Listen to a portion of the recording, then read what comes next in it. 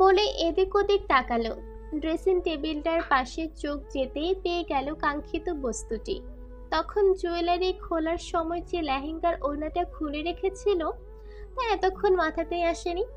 ছুট লাগিয়ে ওড়নাটা নিয়ে যাবে তার আগেই পেছন থেকে দুটো শক্ত পোক্ত হাত মোমের কোমর আঁকড়ে ধরে হ্যাচকা টান মারলো। টাল সামলাতে না পেরে মোমের পেট গিয়ে লাগলো নভের বুকে। ঠোঁট দুটি তীর তীর করে কাঁপছে মোমের। নভের উষ্ণ নিঃশ্বাস আছড়ে পড়ছে মোমের ঘাড়ে।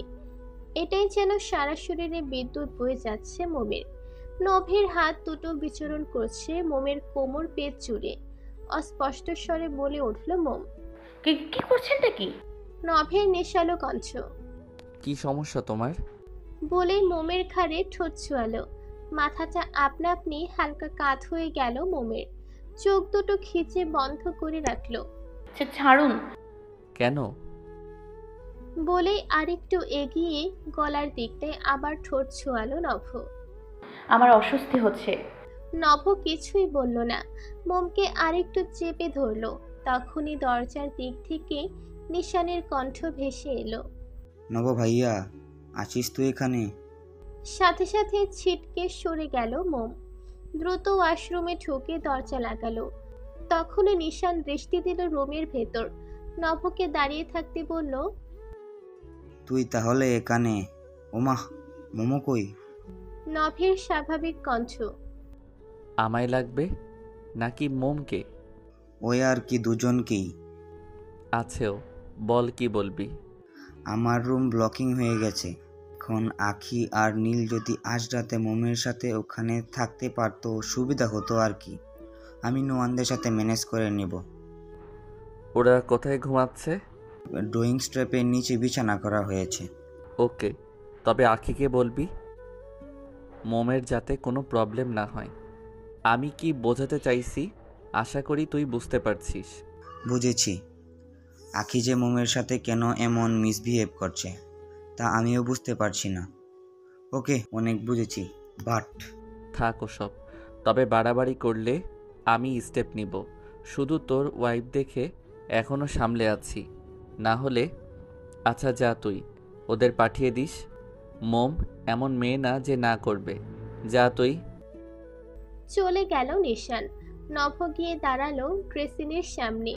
হাতে তুলে নিল মোমের ওড়নাটা। আনমনে হাসলো। নাকের কাছে নিয়ে ঘ্রাণ নিল। তবে যা পেল তা নিয়ে সন্দিহান। এটা কি কোনো পারফিউমের ঘ্রাণ নাকি মোমের শরীরের? আর ভাবলো না, রেখে দিল ওড়নাটা। ঘুরে দাঁড়াতেই দেখলো মোমের তখনকার ড্রেসটা বাইরেই রয়ে গেল। একটা নিঃশ্বাস ফেলে সেগুলো হাতে নিয়ে ওয়াশরুমের দরজায় ঠক ঠক করলো। মোম, ওপেন দ্য ডোর। সাথে সাথে মোমের কর্কশ কণ্ঠ ভেসে এলো। একদম খুলবো না, আপনি যান এখন। তুমি চেঞ্জ করছো? হ্যাঁ, কেন? কি পরছো? আপনাকে বলবো কেন? এবার নভ ধমকে উঠল। সেট আপ ফাজিল মেয়ে, ড্রেস বাইরে রেখে উনি চেঞ্জ করছে। মোমের খেয়াল হলো সে ড্রেসে নিয়ে আসেনি। দাঁত দিয়ে চিপ কাটলো সে।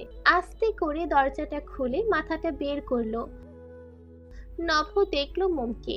হাতার দিকে একটুখানি লেহেঙ্গাটা দেখা যাচ্ছে। তার মানে চেঞ্জ করতে চাইনি এখনো। টাওয়াল কই? শাওয়ার নিব আমি। নো, এত রাতে শাওয়ার নিয়ে আবার মাথা ধরানোর দরকার নেই। মোম কথা বাড়ালো না। হাত বাড়িয়ে নিয়ে নিল ড্রেসটা। নভ দুষ্টু হেসে বলল, আবেগে ভাসছিলে এতক্ষণ। মোম অপ্রস্তুত হলো। দ্রুত বলল, ছি, রোমিও একটা। বলেই ঠাস করে দরজা লাগালো। হেসে ফেলল নভ। গিয়ে বসলো খাটে। ফোন বের করে টিপতে লাগলো। প্রায় 5 মিনিট পর মোম বেরিয়ে এলো। আজ যে তোমার রেজাল্ট বের হওয়ার কথা ছিল তা কি জানো? নভের কথায় মোম ফিরল তার দিকে। আজ দিয়েছে, আপনি কি করে জানলেন? নভ তীক্ষ্ণ দৃষ্টিতে তাকালো মোমের দিকে। এই সামান্য ব্যাপার আমি জানবো না? মোম কিছুই বলল না। লেহেঙ্গাটা নিয়ে বারান্দায় রেখে আসলো। কি পেয়েছো জানো? মোম খুব একটা আগ্রহ প্রকাশ করলো না। উদাস হয়ে জানালা দিয়ে বাইরে দৃষ্টি দিল। ফেল উঠেছে না? নভ একটু চুপ রইল। তারপর হঠাৎ বলল, তোমার তো এসএসসিতে A+ ছিল তাই না? হুম। সায়েন্স থেকে প্লাস পেয়েও হিউম্যানিটিস নিলে যে? ফার্স্ট ইয়ারে সায়েন্স ছিল, সেকেন্ড ইয়ারে ফার্স্ট টার্ম এক্সামে ফেল করেছি, তারপর চেঞ্জ করেছি। ভাইয়ার পরিচিত থাকায় তেমন প্রবলেম হয়নি। না করলেও পারতে। এখন তো মেডিকেলে অ্যাপ্লাই করা যেত। নভের কথায় মোম ফিরে তাকালো তার দিকে, ভ্রু চোরা কুচকানো। তা দেখে নভ বলল, 4.89 উঠেছে, আর একটা পয়েন্টের জন্য প্লাস মিস হলো। মোম যেন বিশ্বাসই করতে পারছে না। নভ কি বলছে এটা? অবিশ্বাস্য হাসি ফুটলো মুখে। সত্যি? নভ হাসলো, উঠে দাঁড়িয়ে মোমের সরাসরি দাঁড়ালো। হুম, এবার ভার্সিটি অ্যাডমিশনের জন্য রেডি হও। মুহূর্তে মুখটা কালো মেঘে ভরে গেল মোমের, মাথাটা নিচু করে ফেলল। তা দেখে নভ না জানায় ভান করে বলল। কি হলো? মোম সরে দাঁড়ালো, বিছানার চাদর হাত দিয়ে গোছানোর ভঙ্গিতে বলল, ভার্সিটি অ্যাডমিশন নিব না। ওকে, তাহলে কোনো কলেজে অনার্স ভর্তি করিয়ে দেব। অ্যাডমিশনের জন্য পড়ালেখার প্রয়োজন নেই। হুম, কলেজেও ভর্তি হব না। কেন? মোম একটু থামলো, পরে বলল। আর ইচ্ছে নেই পড়ালেখা করার। নভ এক দৃষ্টিতে তাকিয়ে রইল মোমের দিকে। মেয়েটা নিজের ভাগ্যটা নিয়ে এতটাই সিরিয়াস হয়ে গেছে যে এত ভালো একটা খবর শুনেও কোনো রিয়াকশন দিচ্ছে না। তাহলে কি বিয়ে করে সংসার করবে? হাত থামলো মোমের, কেমন যেন আনমনা হয়ে গেল সে। সেই বাসনা আর নেই আমার। আর ভার্সিটি ভর্তি হয়েই বা কি হবে? আর তো মাত্র কয়েকটা মাস। বুকটা মোচড় দিয়ে উঠল নভের, গিয়ে দাঁড়ালো মোমের মুখোমুখি। দু কাঁধে হাত দিয়ে মোমকে নিজের দিকে ঘোরালো। তোমার কিচ্ছু হবে না। তুমি ভার্সিটিতেও পড়বে আর অনার্সেও সিজিপিএ আনবে। দেন মাস্টার্স, বিসিএস, যতদূর যাওয়া যায়। একটু থামলো নভ। মোম অবাক দৃষ্টিতে তাকিয়ে রইল নভের দিকে। মাথায় একটা প্রশ্ন হঠাৎই চারা দিয়ে উঠল। উনি কি আমার অসুস্থতার ব্যাপারে কিছু জানে? আমি কালই তোমার বইগুলো এনে দেব, আর অ্যাডমিশন টেস্টের জন্য আনবো সব। এমনিতেই অনেক লেট হয়ে গেছে, আর টাইম লস করা যাবে না। তোমার রেজাল্ট দেখে মনে হলো পাবলিক না হলেও প্রাইভেট ভার্সিটিতে চলে আসবে। বলেই নভ দরজা পর্যন্ত গিয়ে আবার দাঁড়ালো, পেছনে ফিরে বলল। ও, আখি আর নীলসোনা আজ এখানে তোমার সাথেই ঘুমাবে। যদি কোনো প্রবলেম হয় তাহলে ওই যে খাটে ফোন রাখা আছে, ফোন দেবে আমায়। আর যদি পার্সোনাল হয় তবে কাকিয়ার নম্বরে কল দিও। নম্বর সবগুলোই সেভ করা আছে। কারবারি করে একা একা রুম থেকে বেরোতে যেও না। বাড়ি ভর্তি লোকজন। ঘুমানোর আগে দরজা ঠিকমতো লক করে ঘুমিও। আমি ফোনের লক ওপেন করে রেখেছি। ফোনটা নিয়ে যান, আমি ফোন ইউজ করি না। আমি জানি, প্রয়োজন ছাড়া তো আর ধরবে না, আর পাশে রাখার দরকার নেই। সেন্ট্রাল টেবিলে রেখো, তাহলেই আর রেডিয়েশনের কারণে তোমার মাথা ব্যথা করবে না। বলেই নভ চেতে নিল। পেছন থেকে মোম শক্ত কণ্ঠে বলল। আমি আর পড়ালেখা করতে চাই না। সাথে সাথে নভ উত্তর দিল। তোমার বর বড় ব্যবসায়ী বলে ভেবো না তার অঢেল টাকা আছে। তাই ভবিষ্যতে ফুটবল টিমের মতো বাচ্চা সামলানোর জন্য তোমারও রোজগার করতে হবে। মোম কথাটার আগা মাথা কিছুই বুঝল না, বোকার মতো ভ্রু কুঁচকে বলল। Football team? নভ যেতে যেতে স্বাভাবিক গলায় উত্তর দিয়ে গেল। হ্যাঁ, 11 জন জুনিয়র প্লেয়ার।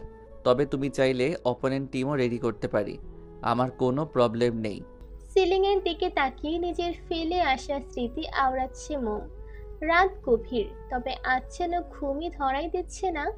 ঔষধ খাওয়ার ঘন্টা খানেকের মধ্যেই ঘুম চলে আসার কথা, তবে তা আজ যেন মিথ্যে প্রমাণ হলো। পাশেই নীল আর বিছানার অপর প্রান্তে আখি নিশ্চিন্তে ঘুমোচ্ছে। মাথায় ঘুরপাক খাচ্ছে রুমে আসার পর আখির বলা কথাগুলো। দেখো মেয়ে, তুমি রূপে একদম হুর হতে পারো, তবে এই বাড়িতে গাঁটি বাঁধতে যেও না যেন। এখানে থাকার অধিকার যার তার নেই।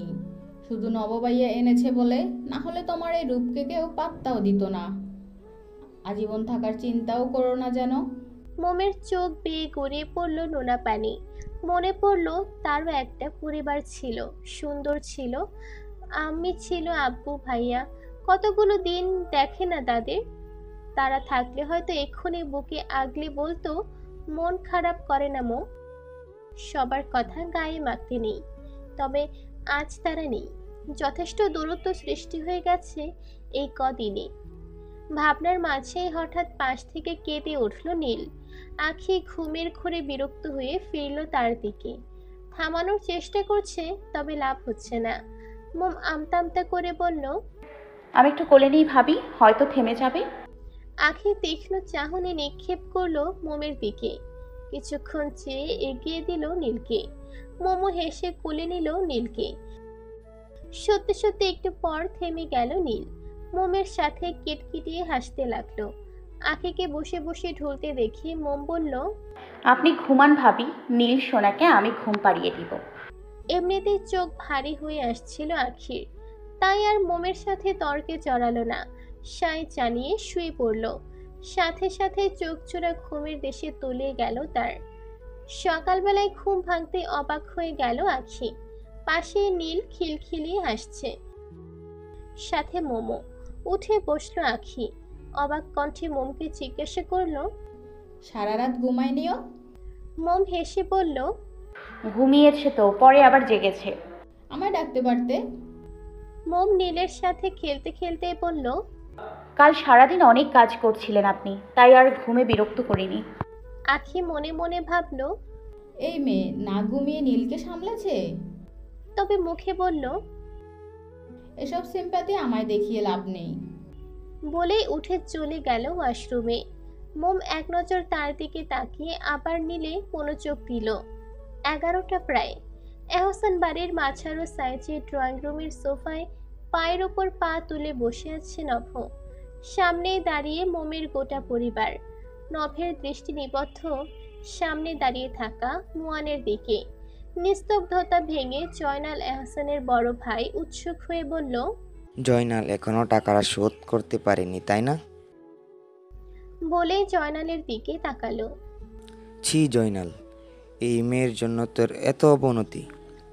মেয়ে তো গেল, এবার বাকি তোর এই লাফাঙ্গা ছেলে। তা এই রোগা মেয়ে এখনো বেঁচে আছে? কথাটা বলতে দেরি হলেও মুয়ানের চেঁচাতে দেরি হলো না। জাস্ট শাট ইওর মাউথ চাচু। আমার বোনকে নিয়ে আর একটা কথাও বলবে না তোমরা। জয়নাল থামালো মুয়ানকে। আবার সব শীতল। কিছুক্ষণ পর নভ বলল, আগামী 5 দিনের মধ্যে তুমি আমার কোম্পানিতে অ্যাকাউন্টিং ম্যানেজার পদে যোগ দেবে মুয়ান। তোমার সিভি অ্যাপ্রুভ হয়েছে। Per month salary 58,000। চলবে? কথাটায় যেন বাজ পড়ল সবার মাথায়, বিশেষ করে জয়নাল ভাইয়ের।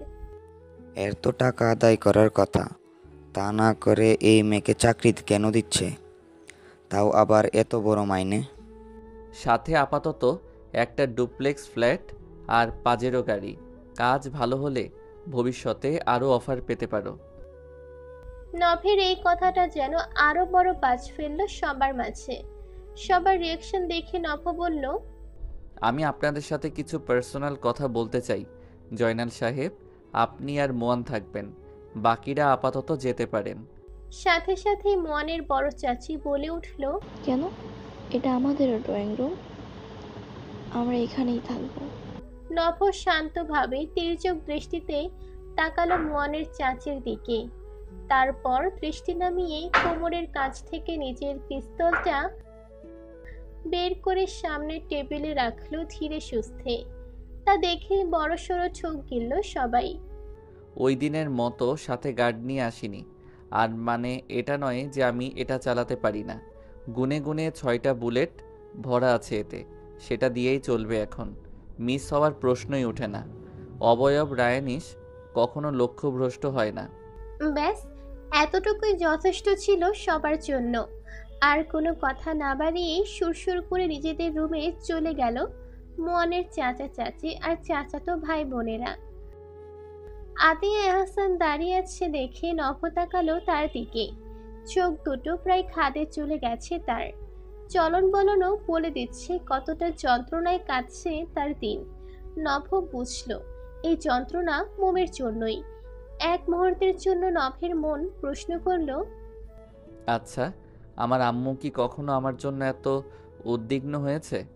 আর ভাবল না নভ্র। ভাবতে গেলে যে তার নীরব অতীত বারবার খোঁটা দিবে তাকে। নরম গলায় আতিয়ার দিকে তাকিয়ে বলল, আপনি রুমে যান আন্টি।